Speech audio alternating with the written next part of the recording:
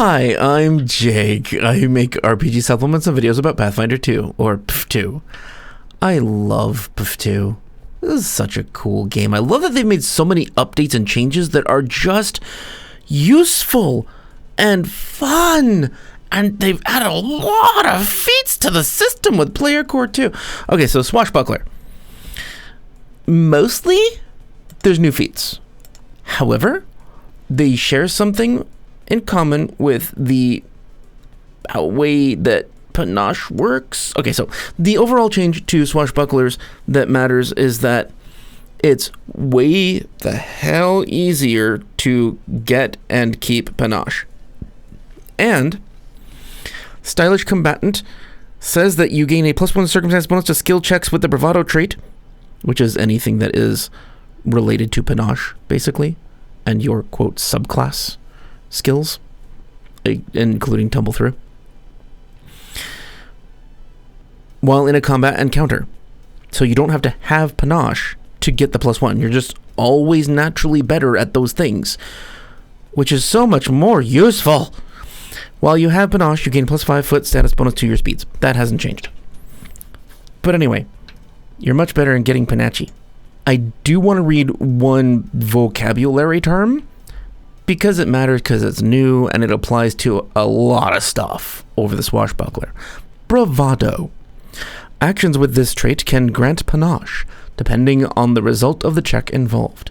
If you succeed at the check on a Bravado action, you gain panache, and if you fail but not critically fail the check, you gain panache, but only until the end of your next turn. These effects can be applied even if the action had no other effect due to a failure or a creature's immunity. Bravado is just a panache maker. One thing that's important to keep in mind that I'm not going to mention every feat in this book, but a lot of those feats have had the Bravado trait added, so they also grant you panache. I am still reading some of them anyway, because they have bigger changes, or they're brand new. Disarming Flare. First level feat. You knock weapons from the hands of your foes with style. When you disarm, the action gains the Bravado trait. Awesome. Just added Bravado. Elegant Buckler, level 1 feat. What it has changed is, while you have a buckler raised, if a creature critically misses you with a strike, you gain panache until the end of your next turn. I have no idea why. Because, like, you fancily move their blade aside? Or, I don't know, you insult them? You just go, ha-ha! Like in every movie, Three Musketeers. Another changed feat, level 1, Extravagant Parry. They've added, if a creature misses you with a strike, well, you have this bonus, the parry bonus to parrying weapons. If a creature misses you with a strike, well, you have the bonus, you gain panache until the end of your next turn. Flashy Dodge. They've also modified similarly, level 1 feat still, reaction. If the strike you're dodging away from misses you, you gain panache until the end of your next turn. See, it's just neat. It's more convenient to be a Swashbuckler now. It's easier. Like in almost every change in the remaster, they just made things easier. It's like they took away stress and math. First brand new feat, level 1, Plummeting Roll. Prerequisites trained in acrobatics trigger you fall. Through nimble movements, a graceful landing, and a bit of luck, you can manage to fall from spectacular heights without a scratch. You gain the Catfall skill feat, which is neat, and the following reaction. Plummeting Roll, reaction, trigger, you fall at least 10 feet and take no damage from the fall. Effect, you tuck and roll with the motion, you land on your feet and stride up to half your speed. I love it. And it makes sense too, because you're just like carrying out the momentum of the fall, and it gives you a benefit. Great. Cool. It even makes logical sense to me. Next new feat, level 2, Brandishing Draw. 1 action, you draw an attack with the same motion. You interact to draw a weapon, then either strike or use a 1-action finisher. You must still meet any other requirements to use a finisher, and any strike you make must be made with the weapon you drew. Well, yeah, duh. I'm going to draw my sword and shoot you with my gun. Next new feat. I love how pompous they have flavored swashbucklers, like more than previously. It's like, this is the pompous ass class for sure now. They're just taking that to the wall. So, level 2 feat, new feat, enjoy the show. You address an ally or any onlookers to your combat, flaunting to your foes how little attention they require. When you perform, you can choose a single creature within 30 feet and use the following success, and critical failure effects instead of the normal results. If you do, perform gains the bravado trait, meaning this is now something that can give you panache, as well as the auditory and linguistic trait as normal for oration. Critical success. The target takes a -2 circumstance penalty to attack rolls against creatures other than you until the end of its next turn. Neat. Success. The target takes a -1 circumstance penalty to attack rolls against creatures other than you until the end of its next turn. Critical failure. The target gains a +1 circumstance bonus to attack rolls targeting you until the end of its next turn. Those are all beneficial to encourage an enemy to attack you. Critical failure is fine. Interesting. Okay. Next new feat. Level 2, Retreating Finisher. 1 action. It's a finisher. Go figure, has a finisher trait. You make a calculated attack without letting down your guard. Make a melee strike with the following failure effect. Failure. Use step as a free action. Cool. Nice. Okay. It's an option. It's not all that, like, I don't know, magical swashbucklery finisher. It's just, it's a regular hit. It's a finisher. And then you get to step if you fail. I guess it's a just-in-case thing. Sure. It gets you out of melee range. This could be really useful for positioning in combat. Okay, I can see that. You dash past an opponent, confounding them with underhanded tactics. Stride up to half your speed. You can attempt a trip or a dirty trick, if you have that action, against one opponent you pass within range of at any point during your movement. Cool. That's great. It's just an extra action. Oh, it's only up to half your speed, so you're slower, but swashbucklers have a huge bonus to their speed. This is a great way they can use that speed bonus in combat. And that was a cat falling off the table. Next feat that's new. Level 4, Even the Odds. Free action. Frequency once per 10 minutes. Trigger, your turn begins. Requirements, you are being flanked. Interesting. You shine brightest in desperate moments. I cannot see through cat head. You flash a confident smile or pose, and you gain panache until the end of your turn. That's it. You're just being flanked. Free action, panache. Just because you're smarmy and overconfident. All right. God. Oh, these guys. All right, next feat that they modified. Level 4, Guardian's Deflection. It's a reaction. When you use this ability, you gain panache until the end of your next turn. Doesn't matter anything else that comes of it, you gain panache. Level 4 feat, Swaggering Initiative free action. They modified this by, if you are the first to act in combat, you gain panache. Cool. Next new feat, level 4, Twirling Throw. 1 action. Finisher. Prerequisites, Flying Blade. It was the only ability that allowed you to throw weapons as a swashbuckler.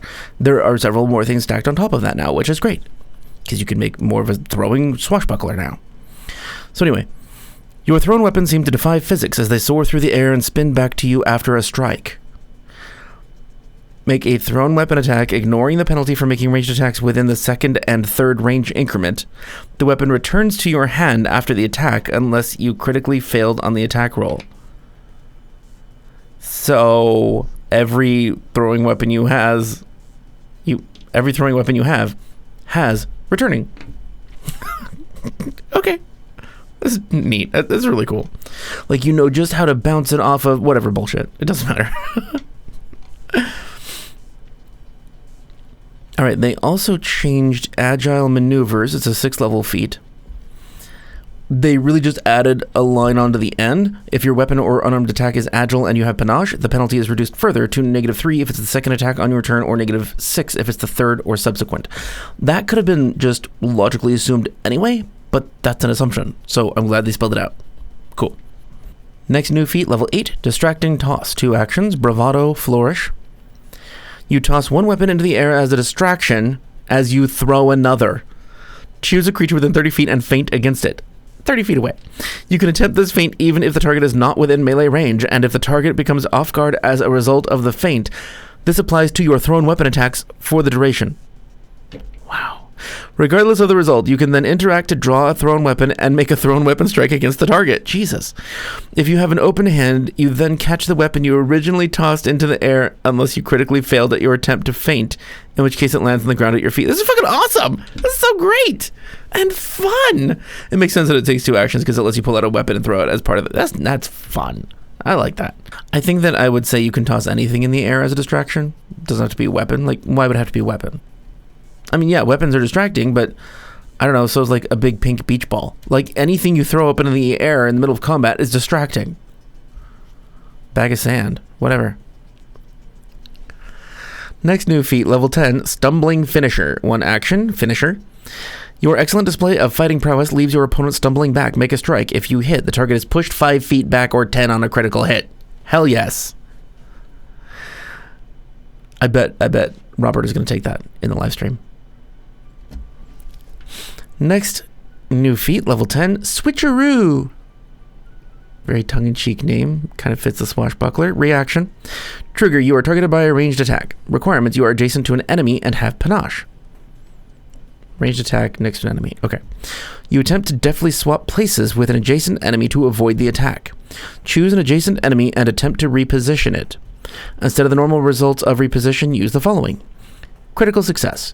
You swap places with the target enemy, and the enemy becomes the target of the triggering attack. Hell yes. Success. As critical success, except the target has lesser cover against the triggering attack, and you lose your panache. That is worth it. To have the enemy take... This is totally from movies. I like this. The Swashbuckler is way more cinematic now. That's cool. That's fun. And that was the whole point of the Swashbuckler, a fun combatant. Or fun marshal. Anyway, sorry. Failure for Switcheroo. You lose your panache. Critical failure. You become off guard against the triggering attack, and you lose your panache. All right, so that sucks. Don't fail. Yeah, that's the solution to everything. Don't fail. Next level 12 feat that's new. Get used to disappointment. So many movie cliches. This is great. Cheesy bastards. It's a free action, has the bravado trait, prerequisites, expert in intimidation. Requirements, your turn begins and one target within 30 feet failed an attack roll or skill check against you on its last turn. You capitalize on an opponent's failure with smug attitude and swagger, reminding them of the gap in skill between you and your opponent. You attempt to demoralize the opponent as a free action. Regardless of the result, the target becomes temporarily immune for a minute. That's freaking fun. That's so cool. As a free action, you're just like, puh. And they get frightened. All right, next new feat, level 12. See, there's a lot of these. The bigger they are, one action, bravado. With reckless speed, you dash, jump, and swing around a creature to find a more vulnerable spot. Attempt to tumble through a creature at least one size category larger than you using the following effects. You should always be a halfling or a goblin. I guess a kobold is fine too. Or other small things, fine. Critical success. You move through the enemy's space, treating the squares in its space as difficult terrain. Every 5 feet costs 10 feet of movement. If you don't have enough speed to move all the way through its space, you get the same effect as a failure. That sucks. On a critical success. If you successfully pass through the target's square, the target gains weakness to your precision damage equal to half your level, which lasts until the end of your turn. That is totally worth taking in action. Success. As success, but the weakness applies only against the next attack you make against the target, which is usually just as good, but still good either way. Failure. Your movement ends on your trigger reactions. Failure. Your movement ends and you trigger reactions as if you had moved out of the square you started in, which sucks. Critical failure. As failure and you fall prone. God, you just look like a dumbass. That sucks. All right, next new feat, level 16. Yeah, we're almost done. Revitalizing finisher. One action, finisher. Your swagger instills confidence in you and your allies. Make a strike. On a hit, you and all allies within 30 feet gain temporary hit points equal to half your level. Okay. At level 16, 8 temporary hit points isn't huge, but it's to everybody. Failure. You gain temporary hit points equal to half your level. If you fail on this attack, it says failure, you gain temporary hit points equal to half your level. So it still helps you.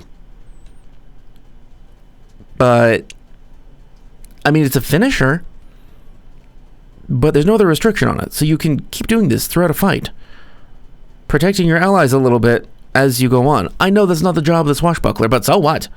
This is a game about cooperation and teamwork. There's going to be things that you don't normally do that you might want to do. I wish that were lower level. Just because I want to play with it. Like, I don't... How many 16th level games are you in? Illimitable finisher. Next and last new feat. Level 20. Illimitable finisher. One actually, it just means limitless. Things that can't be stopped. It's just a fancy word. One action, finisher, fortune. Requirement, you are not fatigued. Your strikes flow endlessly. Step and attempt a single one-action finisher. This strike gains the bravado trait, possibly replenishing your panache. If you regain panache, you can immediately attempt another finisher as part of this action, ignoring the restriction of using actions with the attack trait after a finisher. That's cool. Too bad you gotta wait till level 20, but it's neat. It totally fits a level 20 feat. But, like, compared to, like, the monk kicking somebody up into the air 60 feet and then slamming them down to the ground anime style. Or, you get to hit him again. Not as impressive. It's still cool. It's very useful. And that's it. We did the Swashbuckler. Cool. Thanks for joining me. I hope this helped. I don't know if it does, but it's here. People can look at it if you want. I hope it's good for you. I appreciate you being here today. And if you're a patron, thank you for helping me out every month. It's greatly appreciated. It lets me do more stuff like this. And if you want to see the remainder of the Player Core 2 videos, the playlist is here. And How the Wild playlist is here. There's a bunch of videos there if you missed something. Claude Answer's cool. There's a lot of stuff that's cool there. Anyway, thank you. I love you. Bye-bye.